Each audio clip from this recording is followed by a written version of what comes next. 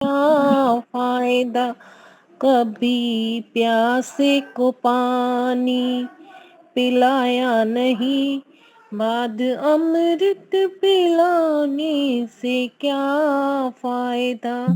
कभी गिरते हुए को उठाया नहीं, बाद आंसू बहाने से क्या फायदा। मैं तो मंदिर गया, पूजा आरती की, पूजा करते हुए ये ख्याल आ गया। मैं तो मंदिर गया, पूजा आरती की, पूजा करते हुए ये ख्याल आ गया। कभी माँ बाप की सेवा की ही नहीं, फिर पूजा के करने से क्या फायदा। कभी प्यासे को पानी पिलाया नहीं, बाद अमृत पिलाने से क्या फायदा। मैं तो सत्संग गया, गुरुबाणी सुनी, गुरुबाणी को सुन के ख्याल आ गया। जन्म मानव का लेके दया न करी, फिर मानव कहलाने से क्या फायदा। गंगा नहाने हरिद्वार काशी गया, गंगा नहाते हुए ये ख्याल आ गया। तन को धोया मगर मन को धोया नहीं, फिर गंगा नहाने से क्या फायदा। तन को धोया मगर मन को धोया नहीं, फिर गंगा नहाने से क्या फायदा। मैंने वेद पढ़े, मैंने शास्त्र पढ़े, शास्त्र पढ़ते हुए ये ख्याल आ गया। मैंने ज्ञान किसी को बांटा नहीं, फिर ज्ञानी कहलाने से क्या फायदा। मैंने ज्ञान किसी को बांटा नहीं, फिर ज्ञानी कहलाने से क्या फायदा। माता पिता के ही चरणों में चारों धाम है, आजा आजा यही मुक्ति का दाम है। माता पिता के ही चरणों में चारों धाम है, आजा आजा यही मुक्ति का दाम है। माता पिता की सेवा की ही नहीं, फिर तीर्थ में जाने से क्या फायदा। कभी प्यासे को पानी पिलाया नहीं, बाद अमृत पिलाने से क्या फायदा। धन्यवाद। बढ़िया।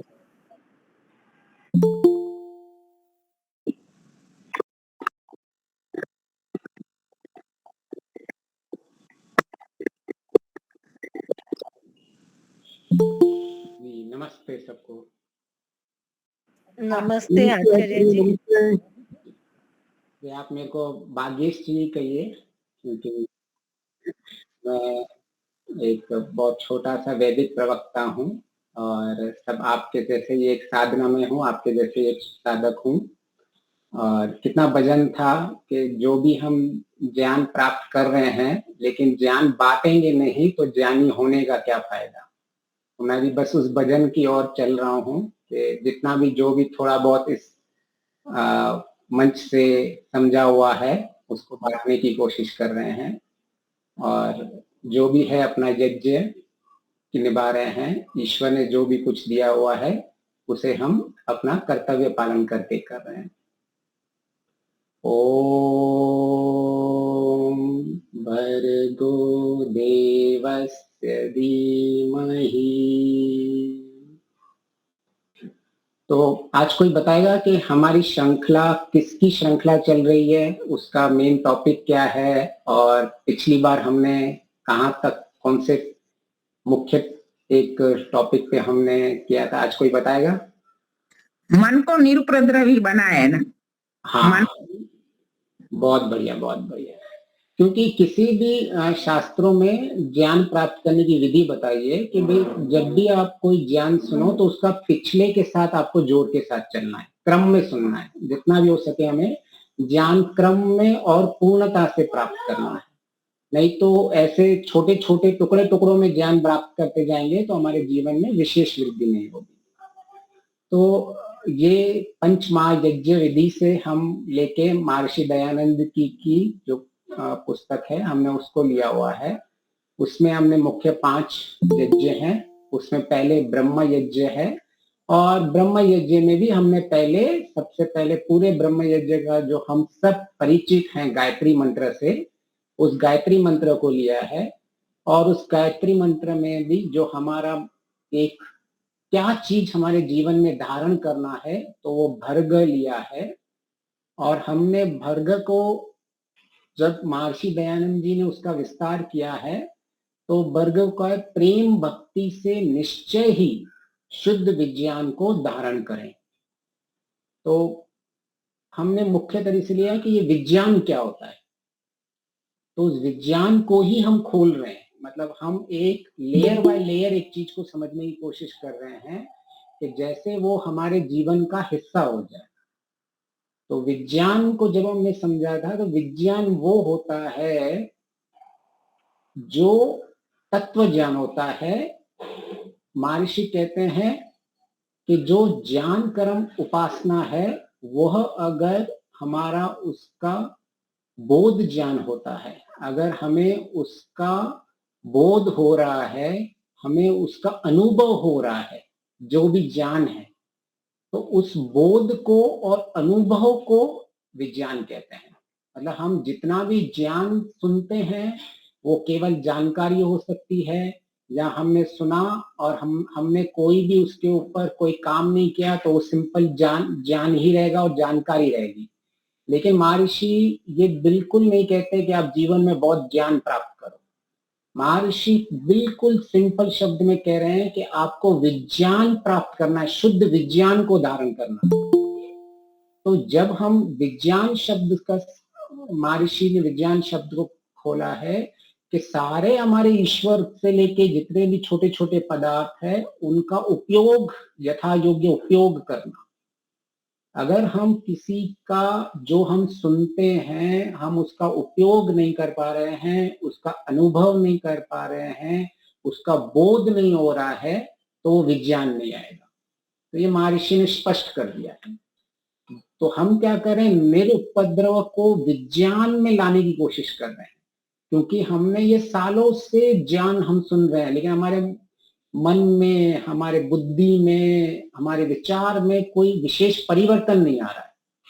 उसका मुख्य कारण यही होता है क्योंकि हमने ऐसा मानते हैं कि अच्छा कोई बताओ यम नियम क्या है, तो किसी ने 5 यम बता दिए और 5 नियम कर दिए तो उसको ज्ञान हो गया। तो वो ठीक है, वो जानकारी प्राप्त कर ली है, लेकिन विज्ञान हुआ है या नहीं, तो वो इंपॉर्टेंट है। विज्ञान तब कहेंगे जब वो सीरियसली अहिंसा को पालन कर रहा है, वो अपने दिनचर्या में अहिंसा को निभा रहा है, तब उसको विज्ञान कहेंगे। उसका अनुभव होना चाहिए, साक्षात अनुभव होना चाहिए। जिस चीज को हम जीवन में ज्ञान में उतार रहे हैं उसका उपयोग होना चाहिए जीवन के अंदर। कि मैं आज जब जीवन के अंदर निरुपद्रव को समझने की हम कोशिश कर रहे हैं तो क्या निरुपद्रव का विज्ञान मुझ में आ रहा है? क्या मैं निरुपद्रव को अपने जीवन में आगे बढ़ाने के लिए उपयोग कर पा रही हूँ? क्या मुझे आज जीवन में आगे बढ़ने के लिए, जब मैं आज सवेरे उठी या उठा, तो क्या मैंने निरुपद्रव का उपयोग किया? क्या निरुपद्रव मेरे अनुभव में आया? क्या मुझे उसका साक्षात बोध हुआ? महर्षि शब्द यूज करते हैं साक्षात बोध विज्ञान में, कि बोध तो हमें कई बार हो जाता है कि किसी ने सुना, अच्छा हाँ हाँ हाँ मुझे उसका बोध हो गया, लेकिन क्या उसका साक्षात बोध हुआ कि मुझे निरुपद्रव, महर्षि कहते हैं धारण करने के लिए, क्या मुझे निरुपद्रव की साक्षात्कार हो रहा है? हाँ, किसी ने मेरे साथ बुरा किया या मैं ऐसी विचलित अवस्था में चला गया या चली गई, तो क्या मैं अपने आप को अविचलित अवस्था में लेके आ पाया? जब हम कितनी भी विपरीत परिस्थितियों में अविचलित रहते हैं और निरुपद्रव का पालन होते हैं, तो उसको विज्ञान कहते हैं। विज्ञान बहुत ही सिंपल से समझना है कि जो मेरे अनुभव में होना चाहिए, जिसका मुझे साक्षात बोध होना चाहिए, जो मेरे उपयोग में होना चाहिए, जो मेरे यथार्थ ज्ञान में होना चाहिए, जिसका मुझे तत्व का ज्ञान हो, तो उस पदार्थ, ईश्वर से लेके कोई भी छोटे से छोटे पदार्थ का जब मुझे उसका शुद्ध विज्ञान हो जाता है, तब मैं हम मान सकते हैं, क्या महर्षि कहते हैं कि वो आप वास्तव में आपका विज्ञान है। तो इसीलिए ही हम निरुपद्रव को इतने, क्योंकि हम ज्ञान प्राप्त करना होता हमको, तो हम केवल एक ही कक्षा में हम निरुपद्रव का ज्ञान प्राप्त कर सकते थे, लेकिन हमारी कोशिश क्या है कि हम उसका विज्ञान प्राप्त करें कि ये निरुपद्रव में कैसे अपने जीवन के अंदर वो मेरे जीवन का हिस्सा हो जाए।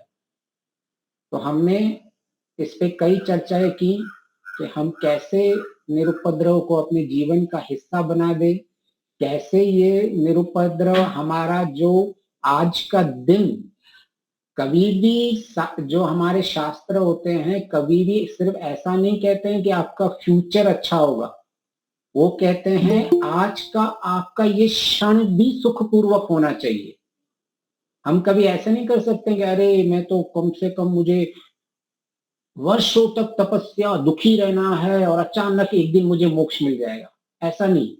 अगर आज का ये पल मेरा सुखपूर्वक नहीं है, अगर आज का दिन मेरा सुखपूर्वक नहीं है, तो मेरा कल भी नहीं होगा, परसों भी नहीं होगा, न मुझे कभी जीवन में वो सुख मिलने वाला। तो अगर हमें बाद का अगर सारे दुख से निवृत्ति चाहिए और सुख की प्राप्ति करिए, तो आज के पल में मैं कितना निरुपद्रवी हूं, आज वो डिसाइड करेगा कि कल मैं मोक्ष का अधिकारी हूं या नहीं, जहां मैं जीवन के सुखपूर्वक जी सकता हूं या नहीं सुख सकता हूं। अगर मुझ में आज ही निरुपद्रव नहीं है, आज इस पल में निरुपद्रव नहीं हो पा रहा है, मुझे उसका बोध नहीं हो पा रहा है, साक्षात बोध, मुझे निरुपद्रव का अनुभव नहीं हो पा रहा है, मैं उसका उपयोग नहीं कर पा रहा हूं, मैं उसके यथार्थ में निरुपद्रव में नहीं जा रहा हूं, तो हमें अपने जीवन का लक्ष्य कभी प्राप्त नहीं होने वाला है। तो इसीलिए कोई भी आप सत्संग सुने, आप कोई भी स्वाध्याय करें जीवन के अंदर, तो मुख्य उसी चीज पे करें कि मैंने स्वाध्याय के बाद क्या मेरा ये ज्ञान विशेष ज्ञान बन रहा है, विज्ञान बन रहा है, क्या ये मेरे अनुभव में आ रहा है, तो उस जीवन में आपको उसका विशेष लाभ होगा। अदरवाइज तो कई बार तो लोग आध्यात्मिकता का बोझ लेके घूमते हैं। रावण क्या था? रावण कितना पढ़ा लिखा हुआ था, कितने शास्त्र पढ़े हुए थे, तो रावण कितनी सारी जिंदगी वो बोझ लेके घूम रहा था उस शास्त्रों का। तो ऐसे हमें इन शास्त्रों का बोझ नहीं लेकर है, ज्ञान में सिर्फ जानकारी बुद्धि में पड़ गई और उसका अनुभव नहीं कर पा रहे हैं, उसका उपयोग नहीं कर पा रहे हैं, और उसका फिर हमारा साक्षात बोध नहीं हो रहा है, यथार्थ नहीं हो रहा है, तो हमें हो सकता है कि अहंकार हो जाए अपने आप में ही। तो रावण की स्थिति ऐसी ही हुई थी।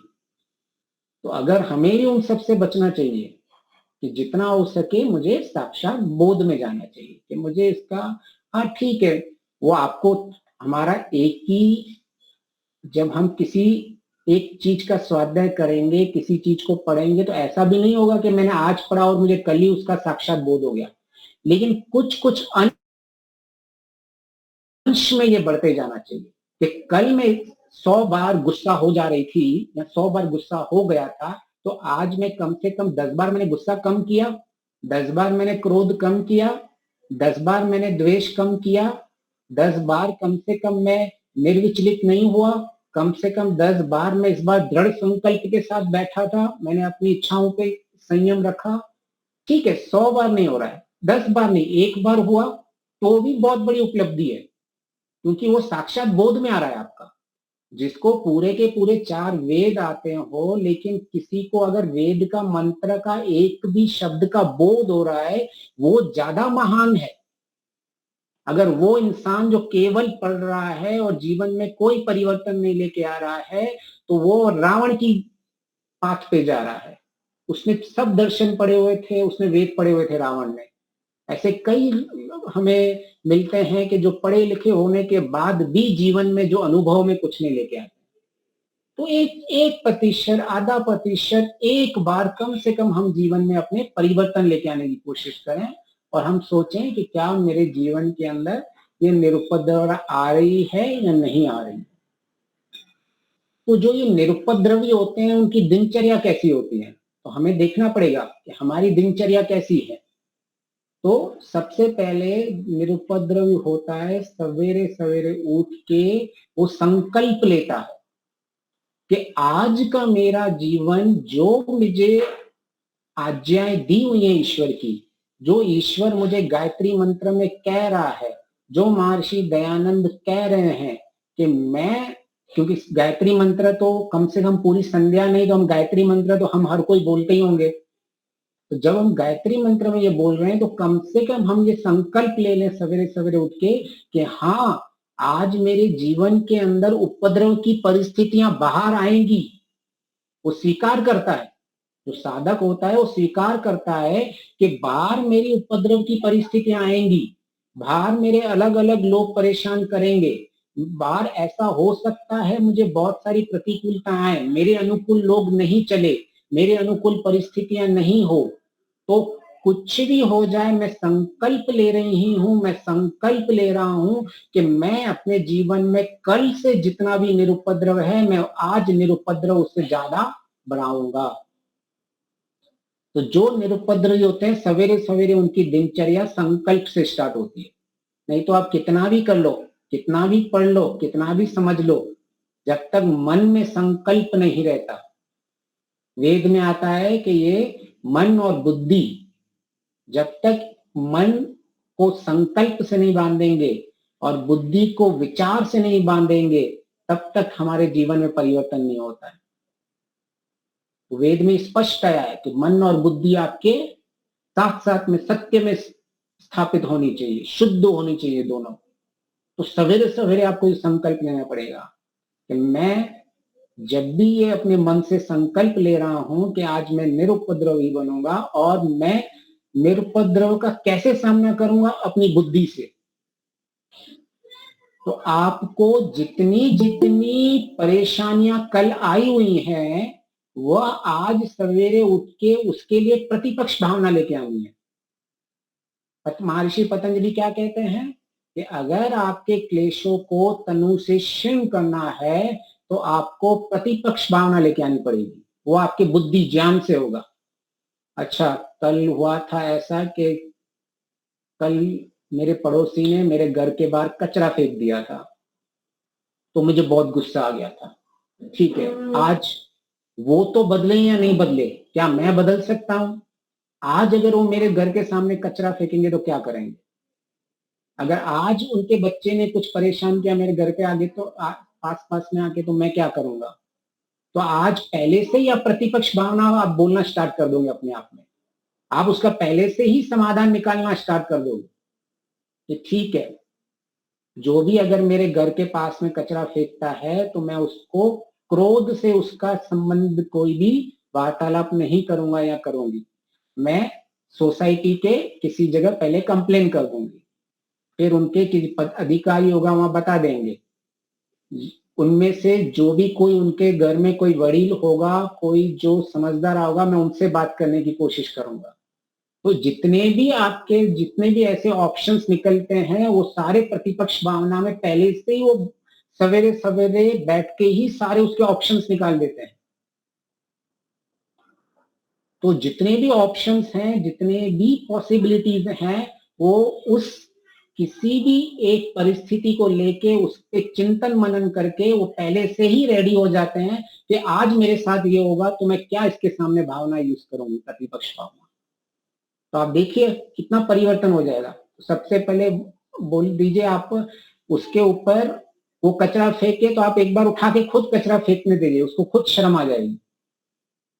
और फिर जहां जहां अधिकारी है उनको आप अधिकारी को बता दीजिए, आप उनको कहिए कि देखिए आपके इससे इस व्यवस्था से मेरा ये नुकसान हो रहा है, और ये जो बीमारी फैलेगी केवल मेरे घर में नहीं आने वाली, आपके घर में भी ये बीमार होंगे लोग। तो जितना भी पॉसिबिलिटीज है सब आप उसको चिंतन मनन से उनको समझाइए, प्रतिपक्ष भावना से रेडी करके बैठिए, क्योंकि आपके जीवन में आपका शुद्ध अंतःकरण प्रगति के लिए इंपॉर्टेंट है। वो हो या नहीं हो, उसमें परिवर्तन हो या नहीं हो, उसकी जिम्मेदारी आपने नहीं ली हुई है। उसके बाद अगर आपने किसी अधिकारी को बता दिया, उसके ऊपर स्ट्रिक्ट एक्शन लिया जाता है, जो भी उसके ऊपर कंप्लेन करने के बाद होता है, उसके बाद आप जिम्मेदार नहीं हो उसके, लेकिन आपका मन उपद्रव हो गया तो उसके जिम्मेदार आप रहेंगे। आप कभी भी ऐसा नहीं कह सकते हैं कि मैं इसीलिए मुझे क्रोध आ रहा है क्योंकि जितने लोग मेरे आसपास हैं वो गलत व्यवहार करते हैं। आपको ऐसा अपने आप को स्ट्रांग बनाना पड़ेगा। आपको कभी भी बारिश को दोष नहीं देना है, आपको अपना छाता लेके ही घूमना पड़ेगा। आपको सूरज को दोष नहीं देना है, आपको अपना छाता लेके घूमना पड़ेगा। तो आपको जीवन के अंदर जिसको बोलते हैं एक ऑरा, आपके आसपास एक ऑरा होगा जो जितनी भी नकारात्मक चीजें होंगी उन सबको सकारात्मक बनाता रहेगा। तो ये निरुपद्रवी का सोचना होता है कि जितनी भी आसपास मेरे नकारात्मक चीजें होंगी, और लोग परेशान हो जाएंगे, देख लेना कि इंसान इतना खुश कैसे रह पा जाता है, इतनी परेशानियां इसके जीवन में है फिर भी ये कैसे खुश रह पा रहा है। तो ये रहता है उपासना का फल जो महर्षि दयानंद जी कहते हैं। तो उसका आत्मबल इतना बड़ा हो जाता है। महर्षि क्या कहते हैं 7वें समोल्लास में, तो उपासना का फल ये क्या छोटा है, जिसका आत्मबल इतना बड़ा हो जाता है कि पहाड़ जैसे दुख भी राई समान लगते हैं। तो वो कभी भी महर्षि ऐसे नहीं कह रहे हैं कि भाई आपके दुख कम हो जाएंगे, न कोई शास्त्र ऐसा कह रहा है कि बाहर की परिस्थितियां बदल जाएंगी। आप इतने स्ट्रांग हो जाएंगे, आपका आत्मबल इतना बढ़ जाएगा कि आपको दुख कम होने दिखेंगे, और जिनका मन उपद्रवी होगा वो आपके साथ खड़े होंगे। आप निरुपद्रवी खड़ा हुआ है और एक उपद्रवी खड़ा हुआ है, परिस्थिति दोनों के लिए एक ही है। ये इंसान तो हे भगवान तू मुझे ही, मेरे साथ ही तू ऐसा क्यों करता है, हे भगवान जब मैं ही जीवन में बाहर निकलना होता है तभी बारिश पड़नी होती है, मुझे ही ऐसे पड़ोसी होते हैं, हे भगवान।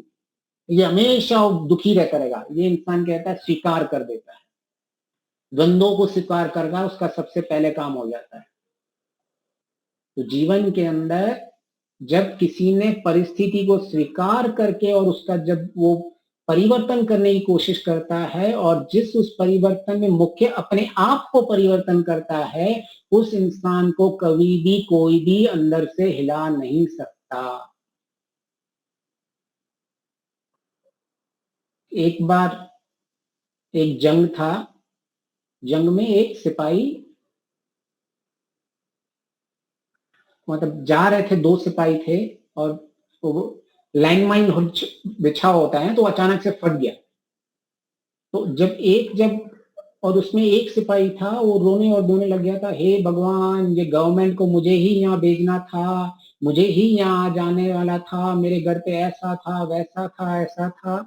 वो बिल्कुल चिल्ला रहा था और बहुत छटपटा रहा था, बहुत परेशान हो रहा था, और उसका दूसरा ही साथी वो वहां मुस्कुरा रहा था।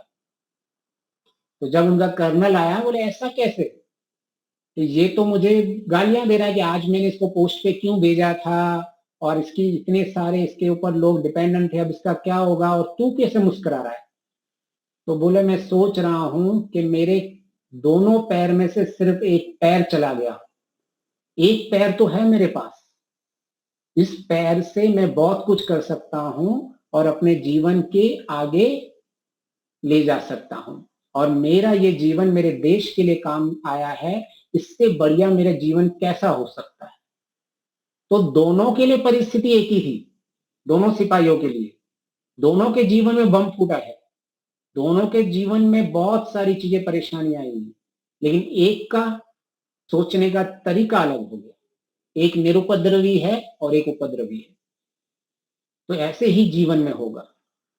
वो पहले सवेरे संकल्प ले लेता है, वो कभी ऐसा नहीं सोचता है कि मैं जीवन में आगे जाऊंगा और मैं सवेरे आज पूरा दिन मेरा चलेगा, मुझे कोई परेशानियां नहीं आएंगी। न वो ऐसी प्रार्थनाएं करता है कि ईश्वर मुझे सारी मेरी परेशानियां दूर कर दो। वो प्रार्थना करता है, ईश्वर मुझे शक्ति देना, मुझे सामर्थ्य देना, मुझ में ज्ञान देना, मुझे बल देना। हमने पिछले प्रस्तुति में देखा था ना, हम क्या क्या मांगते हैं। हमने तेज मांगा, हमने वीर्य मांगा, पराक्रम मांगा, हमने बल मांगा, और हम जब सहन शक्ति मांगी, ये सारी 6 शक्तियां मांगी हैं। तो हम ईश्वर से ये शक्तियां मांगते हैं जिससे हम परिस्थितियों का सामना कर सके। हम कभी ऐसे नहीं मानते कि ईश्वर ये मुझे मेरे सामने लोग ऐसे अच्छे मिले कि मुझे कभी कोई गुस्सा आए ही नहीं। ऐसे हम कभी भी कोई भी इंसान हमेशा देखा बुद्धि का ज्ञान मांगते हैं। हम शक्तियां मांगते हैं जैसे में हम मेरा आत्मबल इतना बड़ा हो कि सारी चीजें दुख मुझे छोटे छोटे राई के समान लगे, लोगों को पहाड़ जैसे लगेंगे। आपके साथ जो चल रहे होंगे लोग, उनको वही दुख होंगे और पहाड़ जैसे लगेंगे, लेकिन आपको वही दुख, आप मुस्कुराते हुए चलते रहेंगे और आपको ऐसा लगे आहा, कल मैंने 100 में से 90 किए, अभी कल मैं 80 जैसी चीजें हैं उसमें मैं निरुपद्रव रखूंगा। अभी आपके अंदर बोध हो रहा है आपको, इसको बोध कहते हैं, इसको विज्ञान कहते हैं। इसको फिर कहते हैं कि मुझे साक्षात्कार बोध हो रहा है, मुझे अनुभव आ रहा है कि निरुपद्रव क्या होता है, विज्ञान क्या होता है, मैं उसका उपयोग कर रहा हूं निरुपद्रवता का अपने जीवन में दुख की निवृत्ति और सुख की प्राप्ति के लिए। तो ऐसे इंसान जब उपयोग करने लगता है ज्ञान का, तो विशेष ज्ञान में पहुंच जाता है और साक्षात्कार में रह जाता है। जीवन का कोई भी परिस्थितियां उसको दुख नहीं दे पाती है। फिर संकल्प करके निरुपद्रवी दूसरी बार प्रतिपक्ष भावनाएं लेके आता है, और कई बार आप परिस्थितियों के लिए रेडी नहीं होते हैं, आपके पास वो प्रतिपक्ष भावना होती ही नहीं है, आपने विचारा भी नहीं होता है कि ऐसा भी मेरे जीवन में हो सकता है। तब आप जीवन में संयम करते हैं, आपको श्रद्धा का पालन करते हैं कि हाँ, ऐसी भी परिस्थितियां आ सकती है कि जिसके लिए मैं प्रिपेयर्ड ही नहीं था। मैंने सवेरे अपने जीवन में सोचा ही नहीं था कि ऐसी भी प्रतिकूलताएं आ सकती है, और ऐसी आएंगी प्रतिकूलता जो आपने सोची भी नहीं होंगी। तब आपको श्रद्धा रखनी है, संयम रखना है। तो सबसे पहले सवेरे उठ के आपने संकल्प ले लिया। दूसरा, आपने सवेरे उठ के प्रतिपक्ष भावना लेके आए कि अब तक जिन जिन में मैं उपद्रवी हो जाता था, जिन जिन परिस्थितियों में हो जाता, उसमें मैं क्या कर सकती हूँ या क्या कर सकता हूँ। फिर अभी ये परिस्थिति, नई परिस्थिति आ गई, आपने पुरानी 10 परिस्थितियों को तो समझ के उसका निवारण कर लिया, लेकिन ये 11वीं परिस्थिति नहीं आई, तो आप उसमें पूरी श्रद्धा रखोगे। हे ईश्वर, मुझे पूरी श्रद्धा है आपके ऊपर, मैं अपनी इंद्रियों का भी पूरा संयम रखूंगा। हो सकता है मुझे इसमें भी प्रतिपक्ष भावना नहीं आ रही है, मुझे इसका कारण पता नहीं है कि मैं इसको कैसे डील करूं इस सिचुएशन को, लेकिन क्योंकि मुझे श्रद्धा है और संयमित हूं मैं, तो अभी हो सकता है मेरे पास प्रतिपक्ष भावना नहीं है, लेकिन मैं इसको श्रद्धा और संयम से इसको हैंडल करूंगा। फिर उसको आता है ना, योग दर्शन में सबसे पहले श्रद्धा आती है, श्रद्धा, वीर्य, 5-6 चीज आती है, प्रज्ञा, समाधि, ध्यान, समाधि, प्रज्ञा। सबसे पहले वहां श्रद्धा ही आती है समाधि प्राप्त करने के लिए। तो ये जैसे जैसे हम अपने जीवन में समाधान निकालते जाते हैं कि मैं अभी उपद्रवी हो गया था, अभी मैं निरुपद्रवी नहीं हूं, आपने समाधान निकाल दिया, तो ये ऐसे ऐसे ही आपकी समाधि होती जा रही है, आपने चीजों का समाधान निकालते जाओगे। अब सवेरे जब बैठे हो तो पहले मन आपका विचलित रहता था, अभी आपकी प्रतिपक्ष भावनाओं से, ध्यान से समाधान निकलते जा रहे हैं। अच्छा, कल मैंने वैसे किया था तो मेरा मन शांत रहा, मेरा सारा दिन अच्छा गया, तो आज भी मैं वैसे ही करूंगा या करूंगी और मेरा आज का दिन भी बढ़िया जाने वाला है। तो आपके जीवन में समाधान निकलते जा रहे हैं। जितनी भी परेशानियां हैं उन सब के समाधान निकल रहे हैं, और समाधि का एक अंश ये समाधान ही होता है। लेकिन आप अभी छोटी छोटी बात में उपद्रव आ जा रहा है, छोटी छोटी बात में विचलित हो जा रहे हो, छोटी छोटी बात में भय लग रहा है, छोटी छोटी बात में आप हिल जा रहे हो, छोटी छोटी बात में आपके संकल्प टूट जा रहे हैं, तो फिर जीवन में समाधान नहीं हो रहा है, तो समाधि नहीं लगने वाली। तो सबसे पहले हमने देखा, हम संकल्प लेते हैं, फिर संकल्प लेने के बाद हम प्रतिपक्ष भावना बुद्धि का प्रयोग करते हैं। सवेरे सवेरे वेद के हिसाब से मन और बुद्धि जब ये शुद्ध हो जाते हैं, संकल्प और विचार के साथ हो जाते हैं, तो सारा दिन हमारा सबसे महत्वपूर्ण हो जाता है और सबसे सुख वाला हो जाता है। अभी कई परिस्थितियों में हमने श्रद्धा रखी, कई परिस्थितियों में हमने संयम रखा, कई परिस्थितियों में हमने प्रतिपक्ष भावना लेके आए, और हमने अपने जीवन के अंदर शाम तक पूरा जीवन जी लिया। फिर शाम को क्या करता है, आत्मनिरीक्षण, कि मैंने अपने आज के दिन में कितनी परिस्थिति में विचलित हो गया था आज में, वो पूरा आकलन रखता है अपना, कि मैं कम से कम आज 20 बार विचलित हो गया। कोई बड़ी बात नहीं, उस पर वो दुखी नहीं रहता है, उस चीज पे ज्यादा ध्यान देता है कि इससे पहले मैं 30 बार दिन के अंदर विचलित हो जाता था, आज मैं 20 बार विचलित हो गया। तो क्या मुझे अच्छा लग रहा है? क्या मेरे जीवन में समाधान बढ़ रहे हैं? क्या मेरे जीवन के अंदर सुख बढ़ रहा है? क्या मेरे जीवन में दुख की निवृत्ति बढ़ रही है? तो क्या उस पर उत्तर आता है हाँ। फिर वो साक्षात फिर से उस पर करता है, ठीक है, आज मैंने कम से कम 10 बार इसको कम किया है, तो कल मैं 15 बार इसको कम करूंगा। अच्छा, आज एक नई परिस्थिति मेरे आई, तो अभी इस नई परिस्थिति की प्रतिपक्ष भावना क्या होगी? तो नई परिस्थिति की प्रतिपक्ष भावना लेके आ जाता है। फिर अभी जो पिछली परिस्थिति इसको परेशान कर रही थी, अब वो परिस्थिति कभी इसको परेशान नहीं करती है। तो हम जो ये सबसे पहले कहता है कि हमारे जीवन के अंदर उसके सवेरे सवेरे संकल्प में वो क्या कहता है अपने आप को, कि मैं सारे जीवन के द्वंद्वों को सहन करने से पहले स्वीकार करूंगा। और कई बार ये प्रश्न आता है कि आखिर सामने वाला गलत हो तो हम उसको स्वीकार कैसे करें? आता है आपके मन में परेशान, क्या आखिर ये तो मुझसे बुरा कर रहा है, तो मैं कैसे इसको स्वीकार करूं? ये तो जो भी प्रवक्ता आते हैं ये तो बड़ी बड़ी बातें करके चल जाते हैं, कभी परिस्थिति को सामना करके देखो। यहाँ मैं बोल रहा हूं चलो स्वीकार कर लो, क्या स्वीकार हो जाएगा? तो जीवन में जहां शास्त्र स्वीकार करने की बात कर रहे हैं, किसी एक इंसान को स्वीकार करने की बात नहीं कर रहे हैं, किसी परिस्थिति को स्वीकार करने की नहीं बात कर रहे हैं, वो एक साक्षात नियम है संसार का परिवर्तन, उसको स्वीकार करने की बात कर रहे हैं। कि ये जिसको आपको स्वीकार करना है, ये नियम है कि उसकी आज बुद्धि गलत चल सकती है, उसमें बुद्धि में परिवर्तन हो गया है, जो परिस्थिति बदल गई है वो नियम है, कि सवेरे से आज दोपहर से रात हो गया, वो नियम है सृष्टि का। बादल गरज रहे थे, बारिश पड़ गई, वो सृष्टि का नियम है।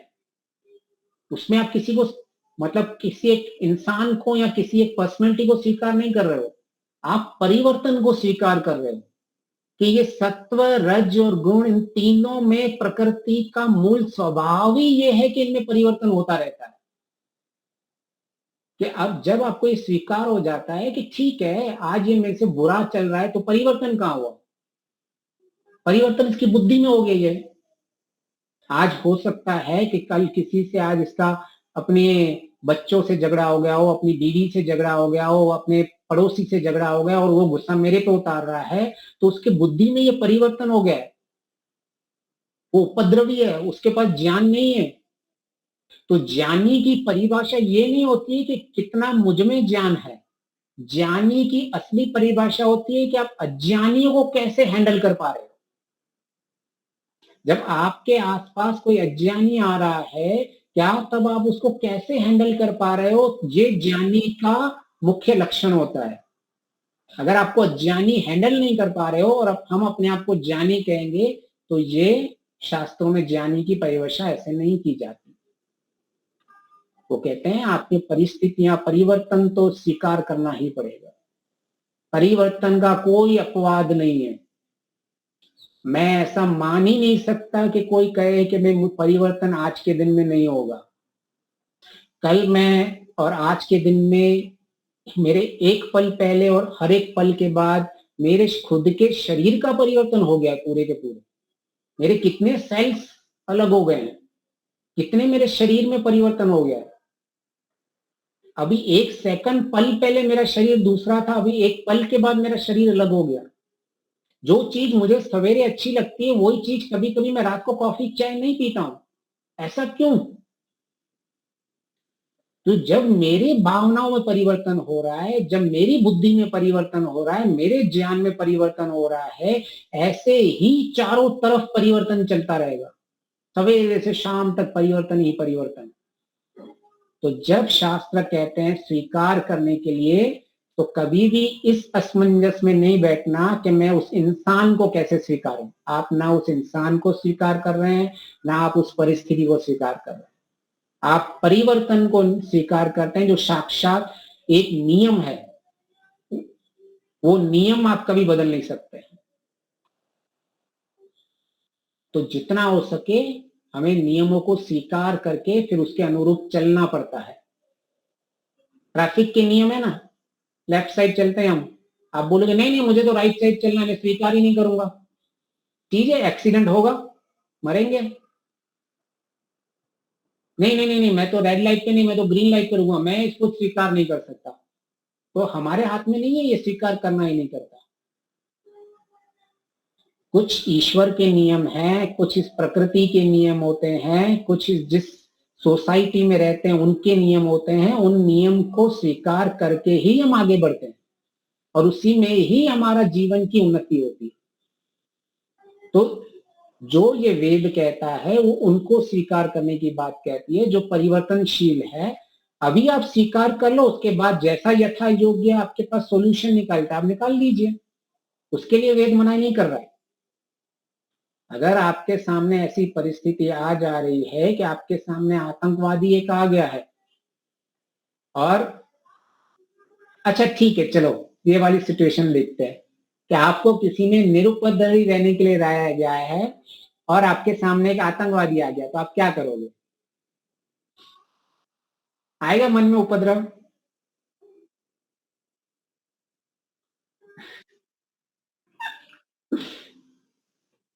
तो मतलब अभी की हमारी स्थिति ऐसी है कि मुझ में आप में हम सबको उपद्रव आता है।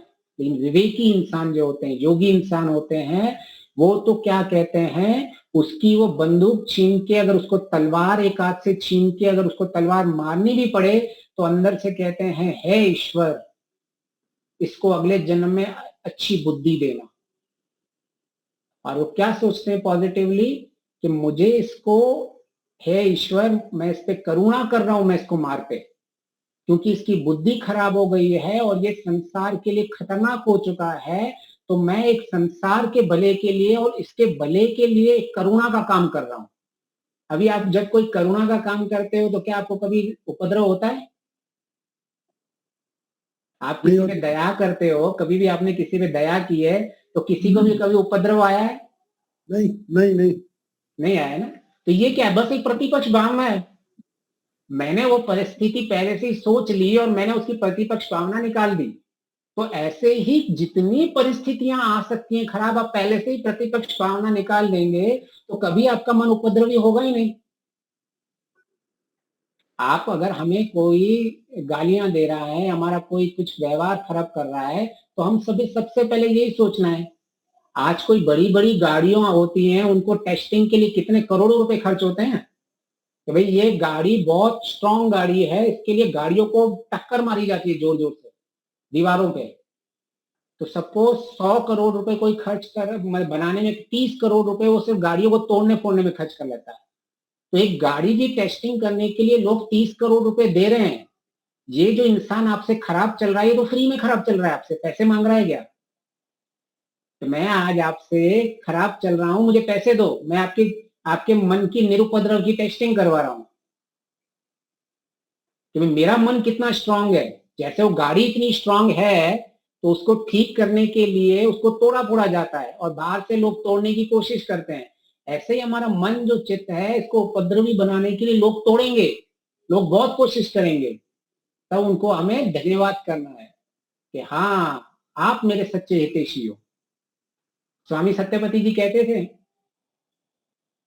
तो याद है, स्वामी सत्यपति जी कहते थे कि आपका साथी जितना आपके विपरीत काम करेगा, आपकी उन्नति उतनी ज्यादा होगी, क्योंकि वो हर पल हमें स्ट्रांग बना रहा है, हर परिस्थिति में लोग हमें स्ट्रांग बना रहे हैं।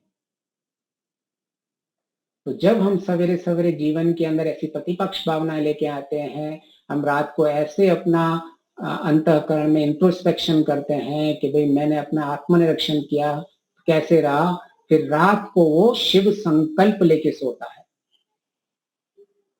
क्योंकि उसे पता है मुझे सवेरे उठ के ही एक बुद्धि और मन के साथ संकल्प लेना होता है।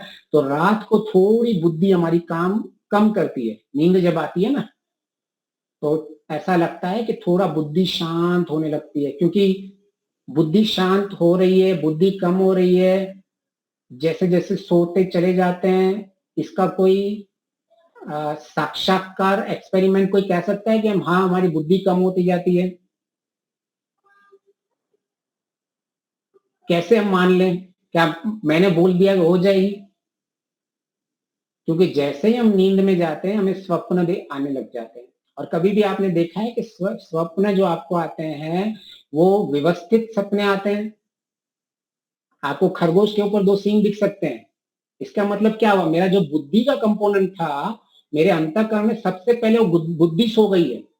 मन अभी सोना बाकी है, मन के अंदर बस विचार आ रहे हैं, लेकिन बुद्धि ये नहीं सोच पा रही ये खरगोश है, इसके 2 सींग कैसे निकल आ गए। आप हवा में उड़ते रहते हो सपनों के अंदर, तो इसका मतलब आपका बुद्धि जो है कम होती जा रही है। तो हम रात को पूरा शिव संकल्प से स्टार्ट करते हैं कि मन मेरा संकल्प मस्तु हो। और सबसे पहले महर्षि सबसे पहले संकल्प यही करते हैं कि मेरे मन में किसी हानि का भाव तक भी नहीं आए। महर्षि ने 6 संकल्प जो सत्यार्थ प्रकाश में बताए हैं, इन 6 संकल्प की बताई हुई है। कौन से 6 संकल्प में आपको?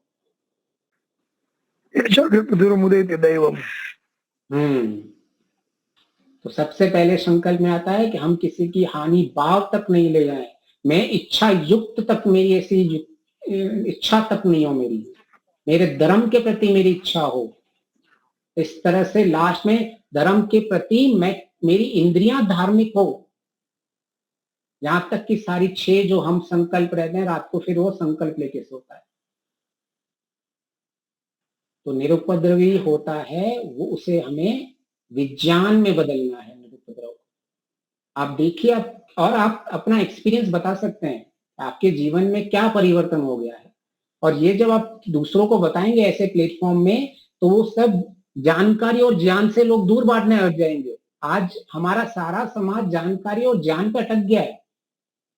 सबको ऐसे ही लग रहा है कि मैं कितनी की कितना इस बुद्धि को बस भर दूं। वो भरना नहीं है, हमें साक्षात बोध में जाना है, हमें अनुभव करना है चीजों को। अच्छा ठीक है, चलो अभी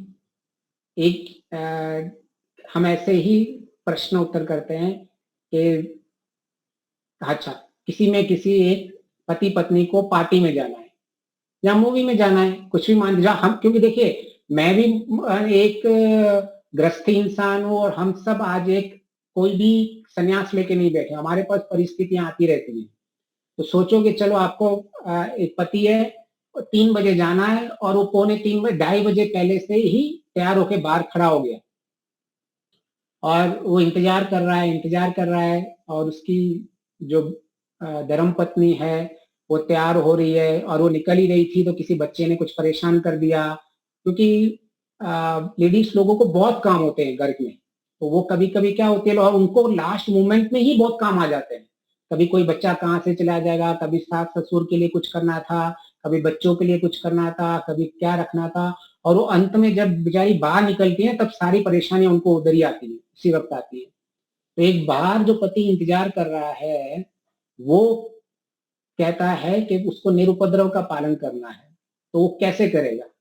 और ये पत्नी है जो टाइम पे नहीं पहुंच पा रही है, उसको निरुपद्रव करना है, तो कैसे निरुपद्रव बनाए करके पाएगा? क्या सोचेगा? आप अपने आप में कोई भी बता सकता है कि चलो मैं क्या सोचूंगा उस वक्त, कोई भी आप में से याद करके बताए। तो देखिए, हम जितना भी करेंगे प्रैक्टिकल करेंगे, क्योंकि हमें जीवन के अंदर विज्ञान प्राप्त करना है। ज्ञान हमने बहुत प्राप्त कर लिया, जीवन निकल गया ज्ञान प्राप्त करते गए, जानकारियां हम निकलती गई, बनती गई। अभी हम थोड़ा समय निकालेंगे, बस जितना विज्ञान हो हम उसमें खुश रहना। अभी आपको निरुपद्रव रहना है, तो सबसे पहले आप क्या सोचोगे?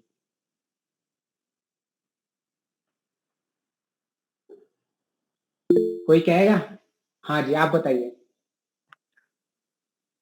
जीवन में अप्रत्याशित आने वाली जो घटनाएं होती है उनके लिए हमें तैयार रहना पड़ता है, और तैयार रहने के लिए आपने जो बताया कि संसार परिवर्तनशील है। जब हम समाज में रहते हैं तो अन्यों का भी सहारा और सहयोग लेना पड़ता है, और सभी को कुछ न कुछ अपनी या औरों की परेशानियों का और परिस्थितियों का सामना करना ही पड़ता है। इसलिए थोड़ा धैर्य बना के, सहनशील रह के धैर्य रखना चाहिए और उसका उकेल ढूंढना चाहिए। Wait and watch. ठीक है, wait and watch, excellent sir.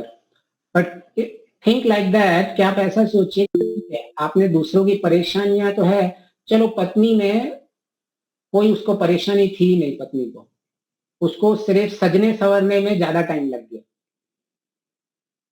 तो अभी आप क्या सोचोगे? तो हाँ जी, आप बोलिए, आप बोलिए।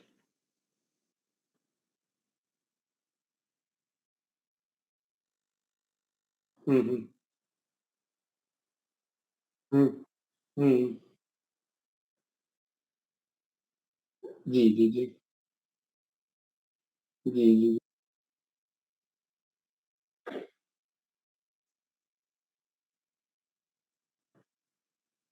हम्म। जी जी जी जी।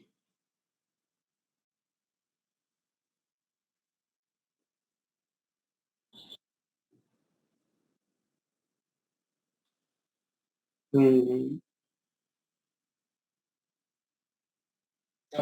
जी जी जी, बिल्कुल जी।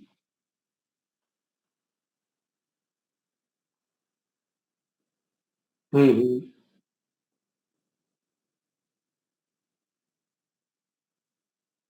हाँ।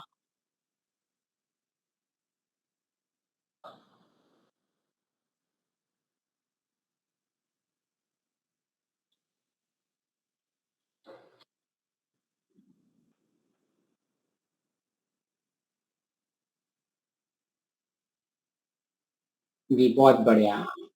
तो जो आप सोच रहे हैं वो अधिकांश हम सब ऐसे ही सोचते हैं, लेकिन इसमें एक पॉजिटिव जो आप कह रहे हैं ना कि काश मेरा जो 25 साल वक्त हमारी उम्र थी और तब हमें ये समझ में आ गया होता, और ये सबको ऐसा ही लगता है। लेकिन इसमें एक सकारात्मक वेग में कैसे सोच सकते हैं हम कि देखिए, जीने के लिए धर्म, अर्थ, काम, मोक्ष, ये 4 चीज होती है, ठीक है?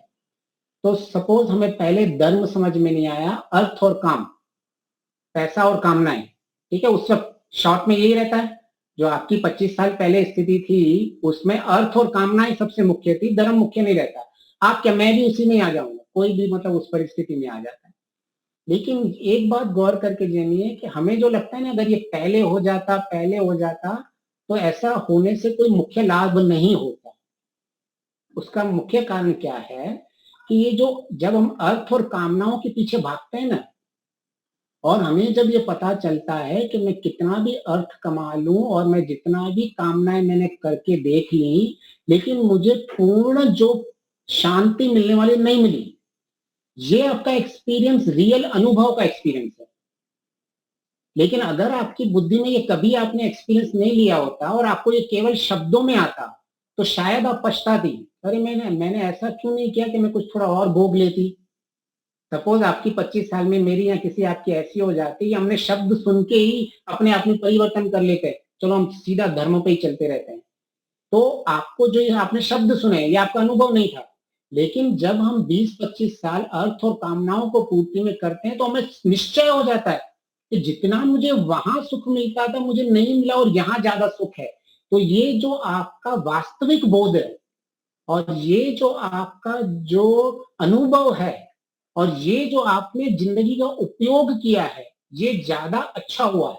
अभी आप जैसे कोई दूसरा होगा तो रिवर्स टर्न लेके चला जाएगा, लेकिन जिसने ये अनुभव कर लिया है कि नहीं अर्थ और काम मैंने बहुत भोग ली, लेकिन मुझे अभी ऐसा लग रहा है कि इससे ज्यादा ये ज्यादा अच्छा है, तो आप इसमें पॉजिटिव सोच सकती हैं कि वो मेरा यथार्थ में बहुत सार्थक था। ये जो मेरे 25 साल गए ये बहुत सार्थक थे एक्चुअली ये। और हमें कई बार लगता है ये संसार बहुत नेगेटिव जा रहा है, नेगेटिव जा रहा है, नेगेटिव जा रहा है। नहीं, ये सारे लोग एक दिन आने वाले इधर ही हैं। ये अभी सिर्फ साक्षात कर रहे हैं कि मेरे अर्थ और काम का जो भी है, मेरा जो मुख्य लक्ष्य है दुख की निवृत्ति और सुख की प्राप्ति, वो केवल अर्थ काम से नहीं होगा। ये सब वो साक्षात्कार कर रहे हैं, उनका अलग डायरेक्शन में साक्षात्कार हो रहा है और हम पॉजिटिव में साक्षात्कार कर रहे हैं। तो हमें कभी भी ऐसा नहीं सोचना चाहिए कि काश मुझे ये पहले ज्ञान हो जाता।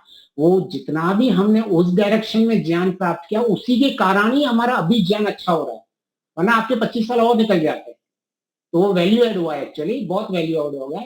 और कभी कभी हम क्या इसी जिंदगी को रेफरेंस लेके मान चलते हैं कि अरे मेरी जिंदगी तो सिर्फ ये 100 साल की है, लेकिन हम तो अनंत से हैं। तो ये 20-25 साल में क्या फर्क पड़ा, ज्यादा 20-25 साल इधर और उधर। इससे पहले तो पता नहीं 20-25 साल क्या 20-25 लाखों साल हजारों साल हो चुके हैं, तो क्या टेंशन लेने का। लेकिन हाँ, मेरा वो अभी साक्षात बोध हो चुका है, ये बहुत पॉजिटिव है। तो अभी आप इसको और पॉजिटिव में ले सकते हैं।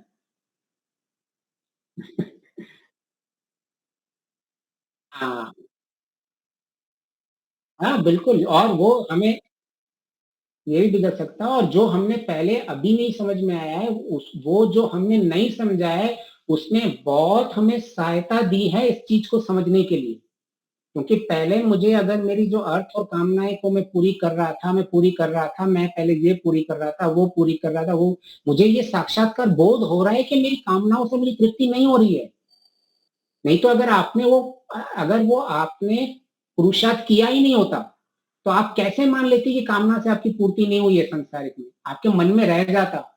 ये बोल तो रहे हैं बहुत बड़ी बड़ी बातें कि कामनाएं नहीं करनी, काश में कुछ कामनाएं और कर लेती उस वक्त, तब क्या कर लेते हैं आप, ये तो उल्टा हो जाता। तो अच्छी बात है ना, आपने कामनाएं करके उसका प्रयोग कर लिया, ये तो बहुत अच्छी बात हो गई।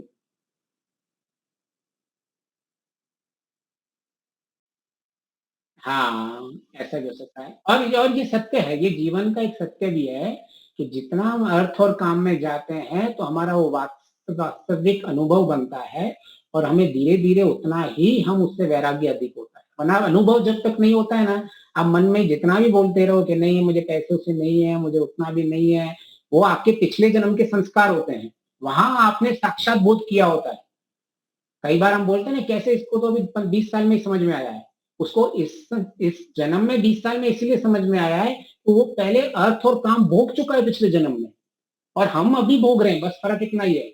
और ये कुछ सालों का, कोई इतने लाखों करोड़ों साल में कुछ साल इधर उधर हो गए तो कोई फर्क नहीं पड़ता है। तो हाँ जी, हाँ जी, हाँ जी, आप बताइए लीला मैम जी। ऐसे आपने कहा नहीं कि वो पत्नी साजने संवारने में ही टाइम लगा रही है। हाँ जी, हाँ जी, हाँ जी। कि मेरा ये पति को क्या सोचना चाहिए, तो मैं ऐसा सोचती हूँ कि पति को ऐसा सोचना चाहिए कि उसको शौक है, थोड़ा रजोगुण है उसमें ज्यादा, मैं शायद सतोगुणी है, तो उसको ऐसा लगेगा कि वो उसके अंदर रजोगुण ज्यादा है, इसलिए वो उसको स्वीकारना। ये भी अच्छी बात है। तो मैं इसको सिंपल वे में समझने की कोशिश की। तो चलो मैं मूवी देखने जा रहा था, अभी मूवी जाने में मैं मेरी धर्म पत्नी के कारण 15 मिनट लेट हो गया। अभी इस 15 मिनट के लेट में अगर मैंने उपद्रवी हो गया, मुझे गुस्सा आ गया, तो इस 15 मिनट के कारण मेरे बाकी 2 घंटे 45 मिनट मूवी खराब हो जाएगी, राइट। तो मैं अपनी वो वाली मूवी क्यों खराब करूं। तो मैं कम से कम, चलो मेरे सिर्फ 15 मिनट गए ना, बाकी मेरे 2.25 घंटे तो बच गए ना। तो इस तरह से भी हम सोच सकते हैं कि मतलब मैं सिर्फ यही बोल रहा हूँ कि हमें निरुपद्रवी नहीं हो रहा है, उसके लिए प्रतिपक्ष भावना हर बार सोचनी पड़ेगी कि अभी मैं कैसे पॉजिटिव सोच सकूं इस भावना के अंदर। हाँ, तो उस वक्त तो लगेगा अरे ये 3 बजे तो पहुंचना था थिएटर के अंदर और 3:15 तो मेरे इधर ही बज गए। तो फिर आपको ये सोचना पड़ेगा उस वक्त कि हाँ मेरा आधा घंटा वेस्ट हो गया, कोई बड़ी बात नहीं, लेकिन इस आधे घंटे के कारण मैं अपने 2.5 घंटे बचा लूंगा। मैं उस 2.5 घंटा तो कम से कम मेरे अच्छे बन गए। कोई बात नहीं, कोई बात नहीं। हाँ कोई बात नहीं। बिल्कुल बिल्कुल बिल्कुल। तो